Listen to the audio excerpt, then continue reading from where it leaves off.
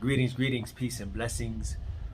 We are the Mohammeds, the residential tourist, 85 to Africa. We are living in the after, right here in Kigali, Rwanda, and we are having a wonderful time, a wonderful moment, sitting comfortably on our balcony with a beautiful, picturesque backdrop. Hopefully you can see it. Very, very relaxing day today. However, we wanted to be able to come before you and share with you some thoughts and really kind of keep it real, right? As we always try to do from our experience, all right? From our experience, okay? So here we are. We have the lovely Sister Muhammad. Okay, she looks very beautiful. And the very smart looking Mr. Muhammad, that's what they call him here. He looks so smart. It's depending on the way you dress. I don't know if I'm dressed smart today. But the glasses might. They don't say handsome or you look nice. They say you look smart. Okay. I'll take that. I'll take that. All right, so here we are, right? We are nearly, very near, very, very, very near 2 years of being here as residents in Kigali, in Rwanda. I say April 1st. We got here, April 1st, all right, of 2021. She says it was April 4th. I got proof though. Okay, we're gonna ask them to pull that proof up. My proof. When it's time. Yeah, my proof comes. I could Google it through the Facebook thing and pull it up. Facebook is the proof. April 1st, it says we're saying goodbye to our friends, and we're in Atlanta. That's not it. Anyway, so do we have any regrets on leaving the U.S., coming to Africa, choosing Kigali, Rwanda? Do you have any regrets fighting ants? You got ants on the table. I don't know who they came from. You have any regrets? You asking me? Asking me. Okay. Okay. So here's. It's kind of. It's a simple question, but it's not a simple answer. I'll put it that way. So, all right. Here's the direct, simple answer. No. I do not have any regrets at all, okay? And a lot of that comes from for me, the reason, my personal, we have a collective reason for our decision making and leaving, and then coming to where we came, which is here in Kigali, in Rwanda. But my personal reasoning will allow me to say absolutely not. I have no regrets. And the reason being is that, we ideally would love to be able to travel any and everywhere we could possibly travel to explore, to see all of what this earth has for us. And the wife is doing a lot of movement, and she's moving. I'm collecting ants. she's moving how I had yeah, there we go. All right. She's still moving. She's making it worse. You know I'll fix it. Anyway, let me continue. Thank you, sweetie. Let me continue. We want to be able, as we've said before, as we embark on this journey, this pilgrimage, if you will, that we come from a particular school of thought that tells us that all 196,940,000 square miles of this earth is for us to be able to enjoy, that we can enjoy it freely, without any, restrictions or reservations. And so we wanted to be able to, how can I say, I don't want to say take up that challenge, but to be able to do that. Now, our finances won't allow us to, but we wanted to start somewhere. And this is where we started, right here, in Kigali, Rwanda. So in that regard, no, absolutely not. I do not have any regrets, because being here has allowed for me to learn a lot about myself. It has allowed me to appreciate some things that I didn't appreciate. I thought I did, but didn't appreciate while living in the United States.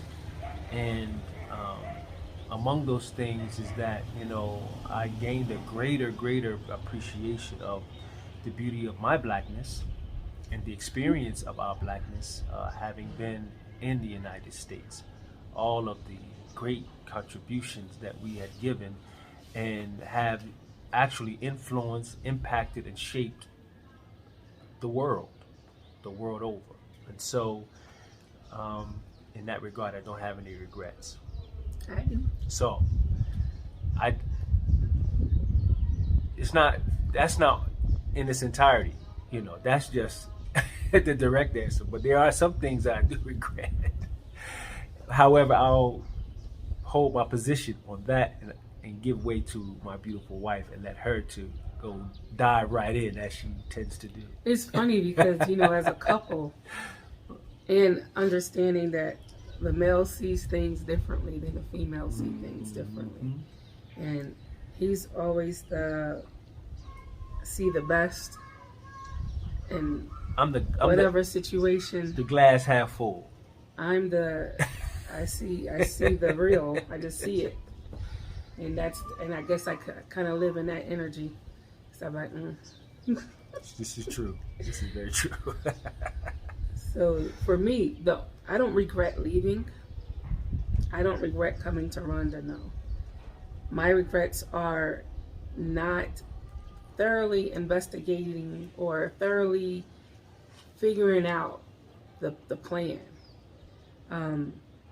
Of course, we came and our goal was to set up our restaurant here.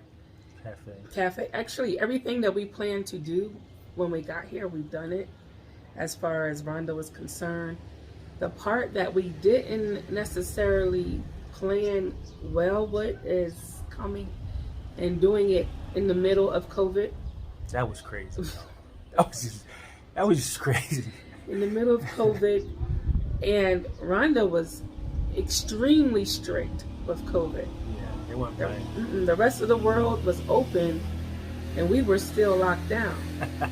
And that was a good thing, though. It was good, but not only was Rwanda strict with it, Rwanda's numbers really didn't even hit a small percentage of Atlanta. I'm not going to say of the U.S., of Atlanta.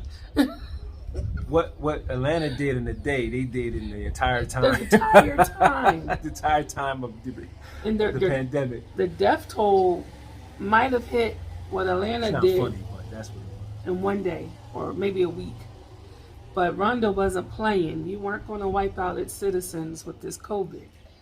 But even though that was great, we had already started with the business. We've already started trying to open the business.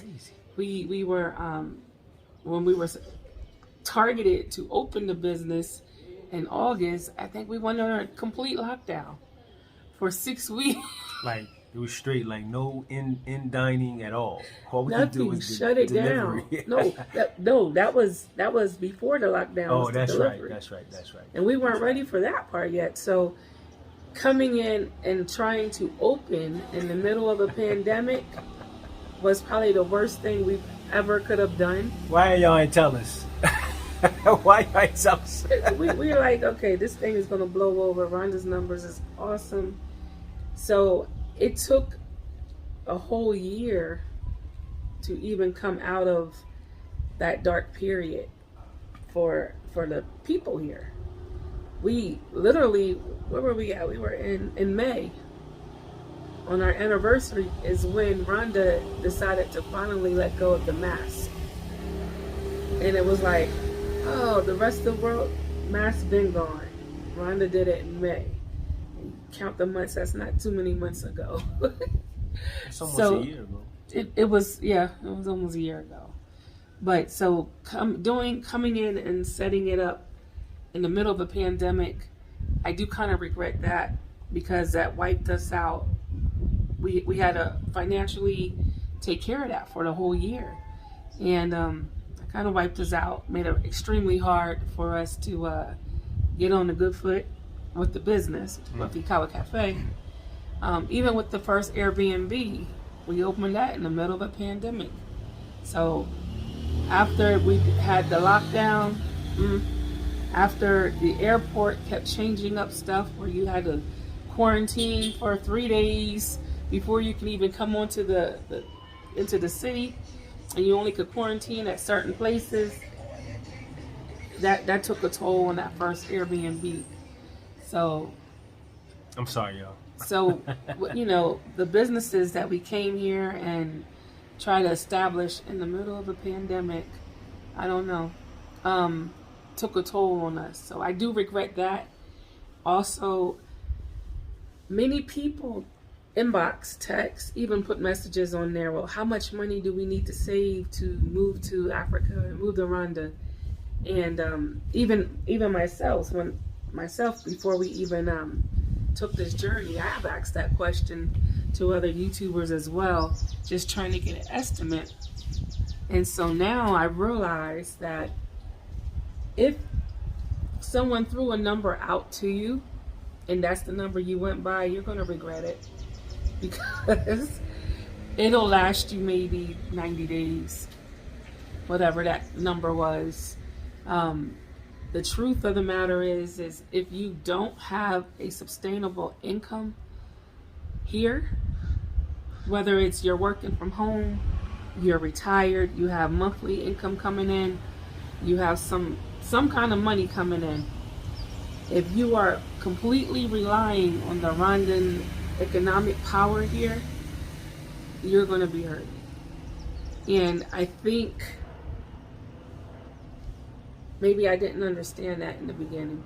I don't think so. I don't think we did. I don't think there was even a way. I mean, there was a way, but there's not really a way to.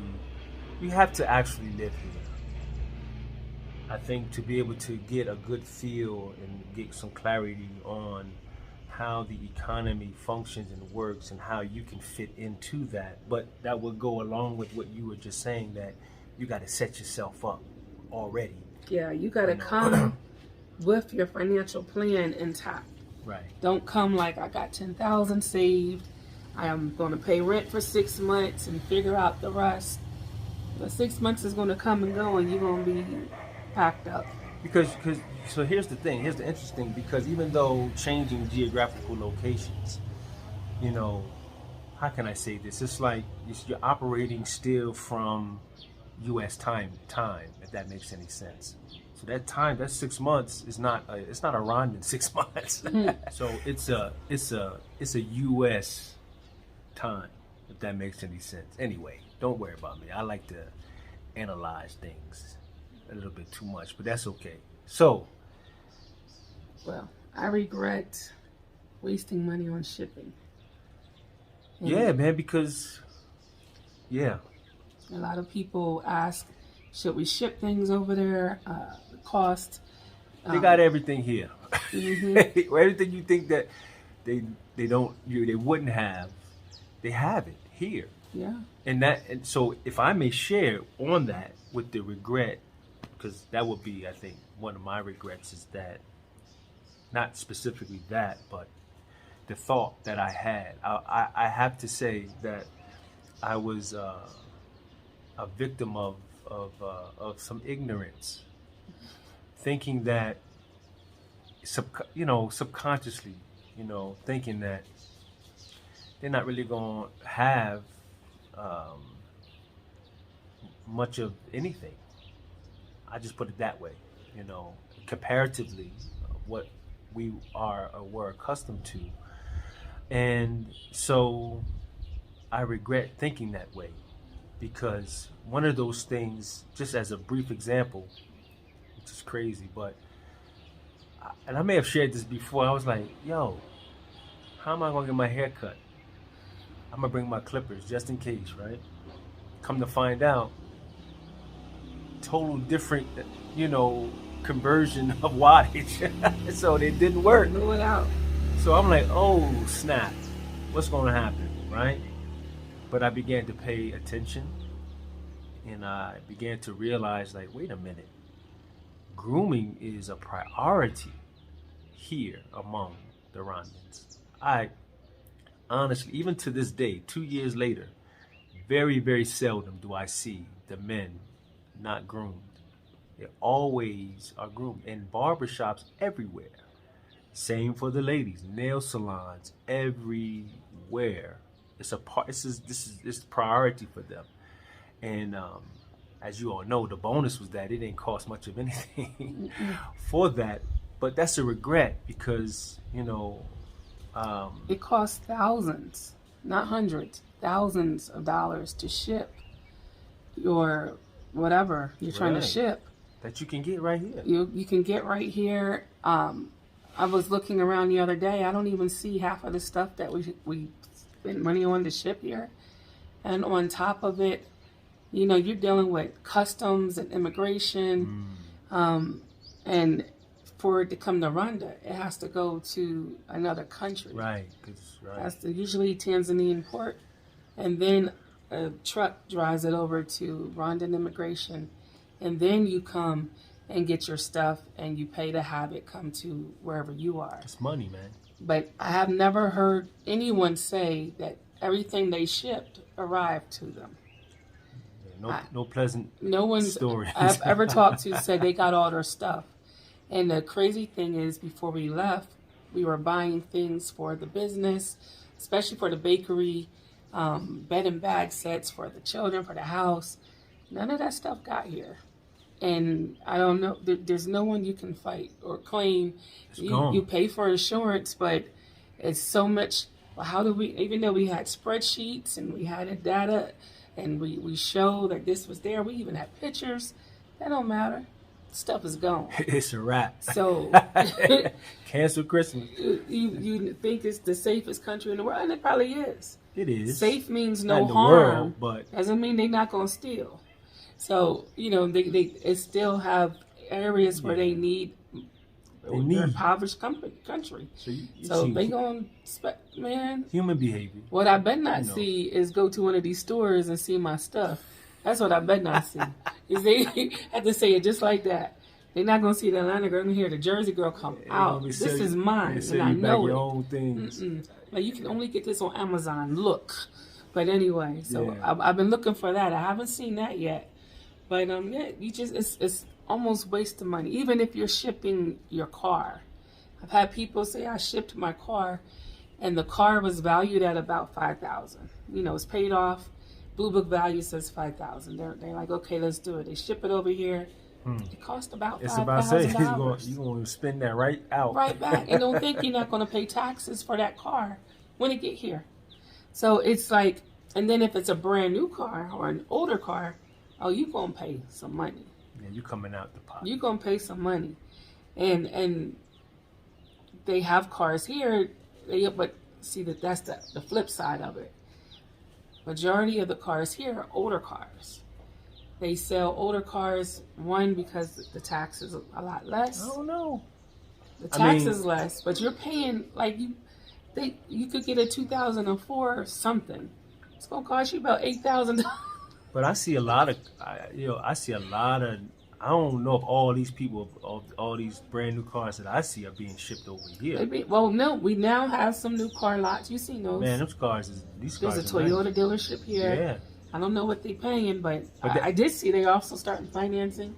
Oh, I didn't know These that. are things that are new. I showed you a couple weeks ago. I was like, look. I missed that. But these are things that are new, that has come into the country within the last 2 years that we've been here. I'm starting to see dealerships. I'm learning that you can get cars from the ports, Tanzania, It's the main one, and Kenya, the main two countries that people go over there and buy cars, good cars, at their car auctions, and then coming through, and the taxes are you don't pay taxes, or I forgot how it works. But those are deals that we're hearing about now.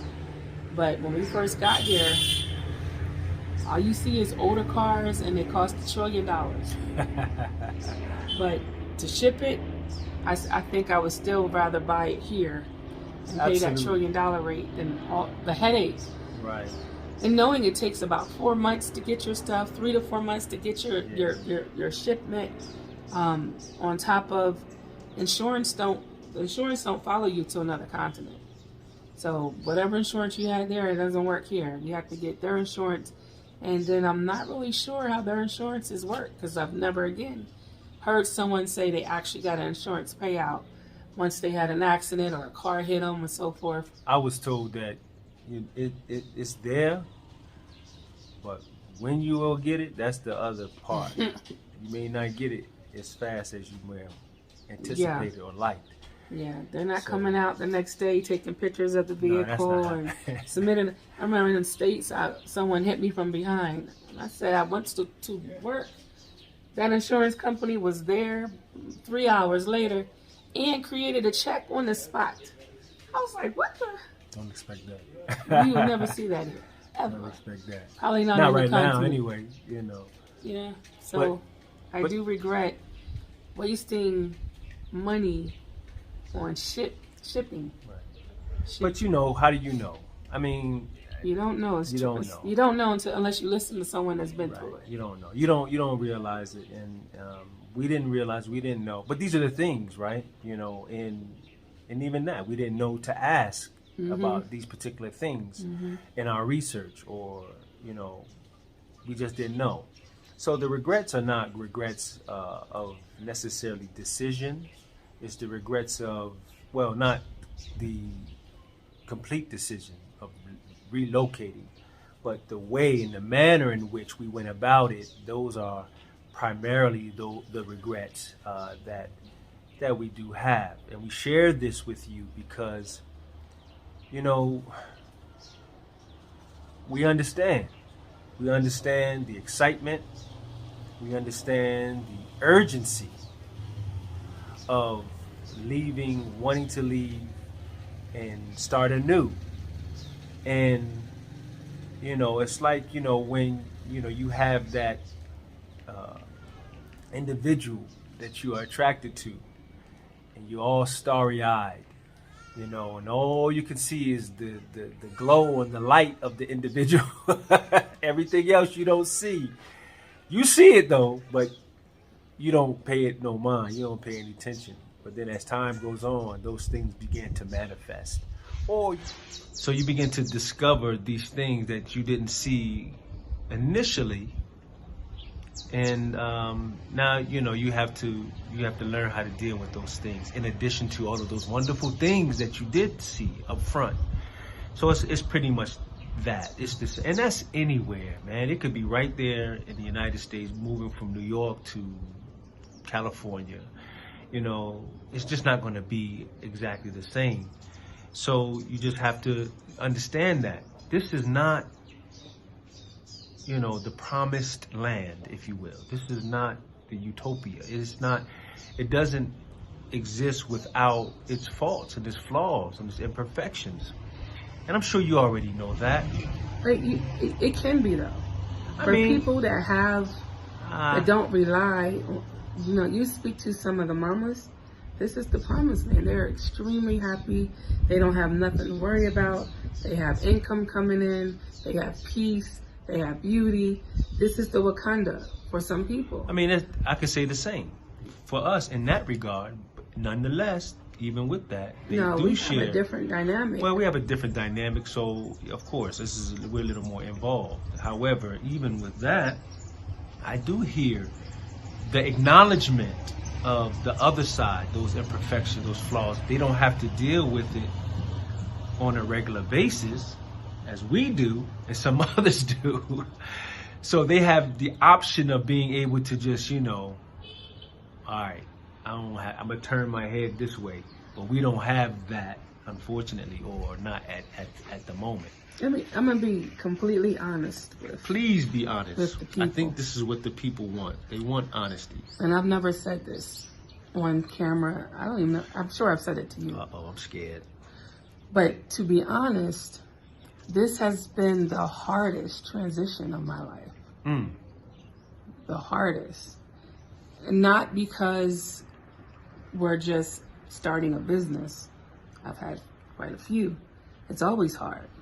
But not because you're just trying to, start a business, but add in the demographic of language barriers, business understanding or lack thereof, dealing with people who have a different business culture than we do, dealing with different mindsets, dealing with the economy and their financial power, and dealing with a street dynamic that will throw everything off.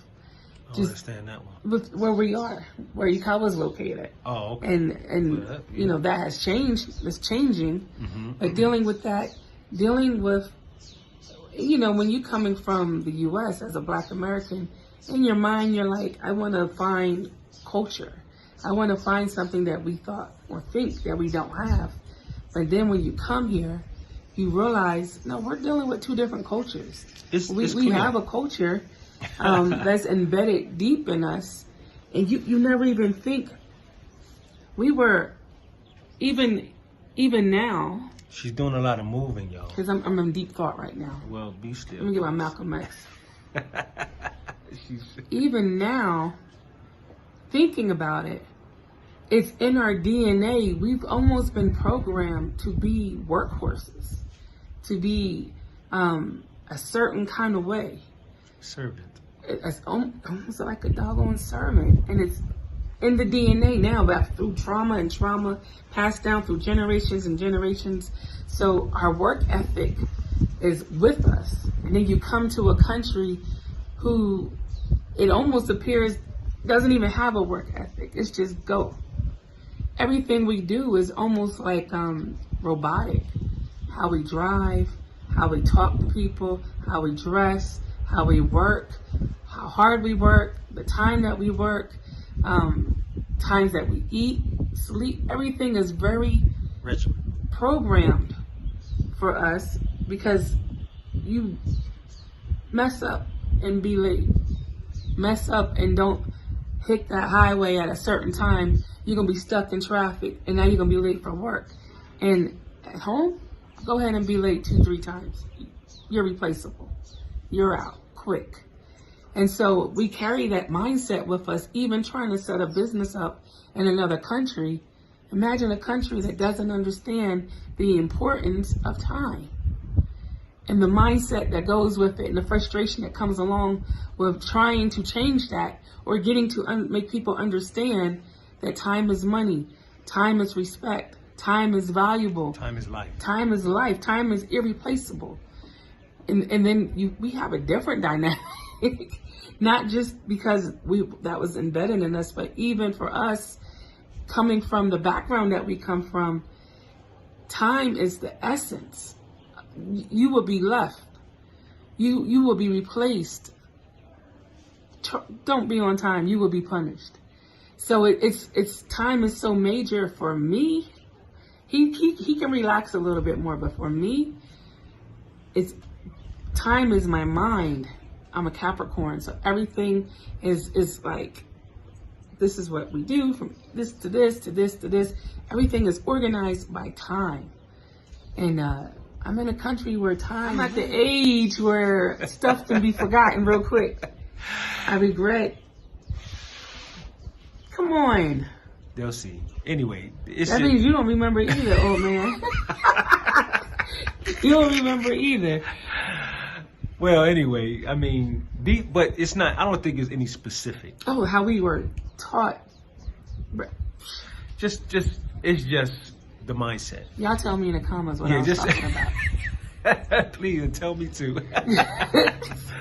It's just, listen, I think a lot of it is just, we're just dealing with, sharing with you what our experience is. Everyone's experience is different, right? But sharing with you with the mind to, if you are coming, or if you are planning to come, if you're planning to move. Oh, I was saying this was the hardest transition of my life. Right. And so, and that's a perfect segue, because because it is that. It's a transition. Mm-hmm. Obviously, it's a transition, but, you can't really make up in your mind, altogether, how this transition is going to be, or create it.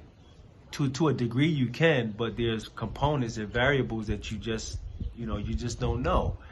And so sharing this with you so that, you can just keep the balance, that balance, like, being open, not the excitement of hearing people saying, I can't wait to come, and you guys inspire me. Right. That makes me nervous. It's well, no. I mean, it's it good. Makes me nervous because I'm like, we always say, are we being totally transparent with the audience? Are we really being real? Are we keeping it 100%? Because I feel like before we came, we only seen the good stuff, watching other YouTubers, taking notes. We've only seen the beauty of what they wanted to show us, which is cool. Yeah, we didn't. There's another side. That's just like anything. It's another side of everything. Well, the thing is, we're the only ones that at that time that came to establish a business. So our reality is way different than what their reality was. Way different. Yeah, So our story and our journey, our walk in Rwanda is way different. Walk and run. We're dealing with stuff that most people that come here don't have to deal with. Right. Yeah. So our stories are different. And my last regret, because I have one last one. It's not regrets that, man, I would. It's my last regret is not having that contingency plan. So many people have passed away since we've been here. So many people have gotten married. So many people are having children. My own child says, Mom, if I have a child, if I have a baby, are you going to come back to the States and be a part of that child's life? Those things, those contingency plans of what ifs, even in the financial aspect, in the how easily will it be for us to just for me personally, I had a friend passed away that I've known my whole adult life. Can't even get there.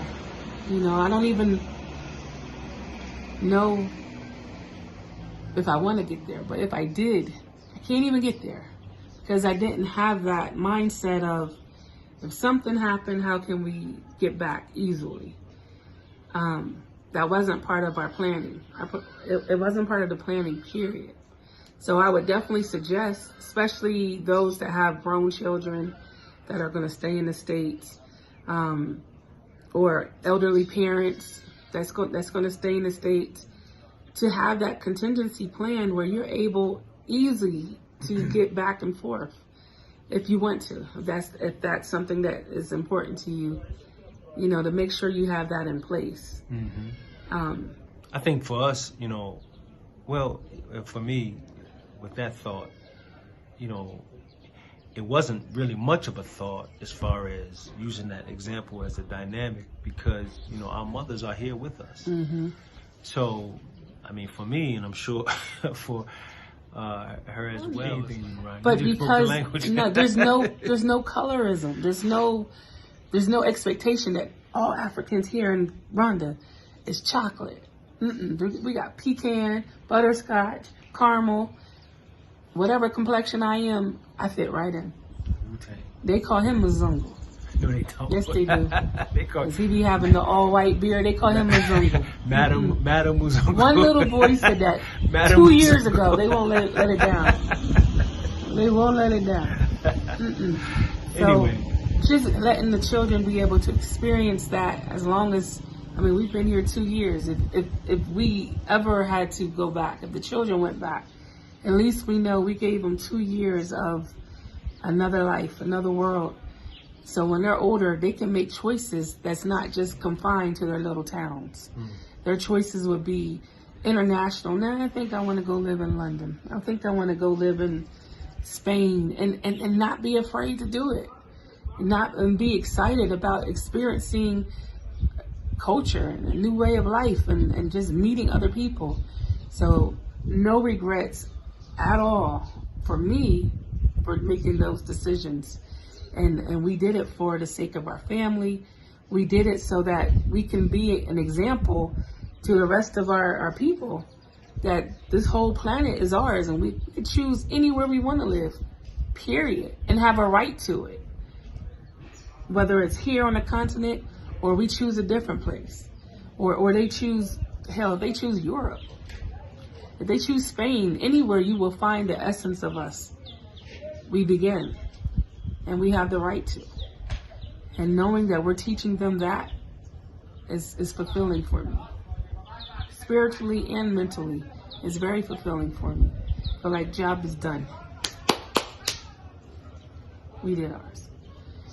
So, no regrets on that aspect. What you think? I'm good. Yes. I'm good. Listen, life is living, so, you do what you can,